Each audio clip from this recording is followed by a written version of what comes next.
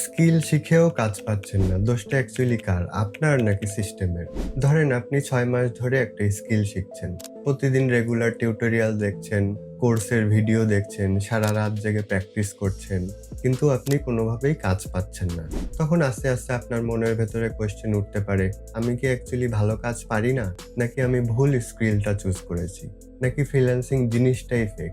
এই প্রশ্নগুলো সাধারণত বাইরে আসে না, কিন্তু ভিতরে ভিতরে আপনাকে ডিমোটিভেট করে তোলে। এখানেই আসল কোশ্চেনটা ওঠে, স্কিল শিখে কাজ না পাওয়া কি আপনার দোষ নাকি সিস্টেমের সমস্যা? উত্তরটা এত সহজ হলে ভিডিওটা এখানেই শেষ হয়ে যেত, কিন্তু বাস্তবতা আরো কঠিন।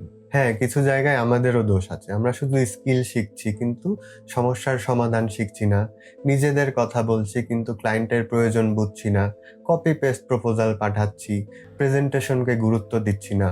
আমরা শুধু স্কিল শিখছি কিন্তু স্কিলকে কিভাবে কাজে লাগাতে হবে সেটা শিখিনি। কিন্তু সব দোষ আমাদেরও না। সত্যি বলতে মার্কেট প্লেসে এখন ভয়ঙ্কর লেভেলের কম্পিটিশন, জেনুইন কাজ পাওয়া কঠিন হয়ে পড়েছে, নতুনদের ভিজিবিলিটি কম, আন্ডার প্রাইজিং এখন খুবই নর্মাল বিষয়, যার কারণে ভালো হয়েও অনেকে এখন হারিয়ে যাচ্ছে। কিন্তু বাস্তব সত্যটা হলো, কাজ না পাওয়া মানেই আপনি অযোগ্য না, এবং সব দোষ সিস্টেমের ঘাড়ে চাপালেও হবে না। এ দুইয়ের মাঝেই লুকিয়ে আছে আসল উত্তর। স্কিল শিখে কাজ না পাওয়া একটা স্টেজ, কিন্তু এখানেই শেষ না। কোশ্চেন হচ্ছে, আপনি কি শুধু শিখছেন নাকি অপেক্ষা করছেন? আপনার গল্পটা কি? কমেন্টে লিখুন। দেখা হবে নেক্সট ভিডিওতে। Till then, good by.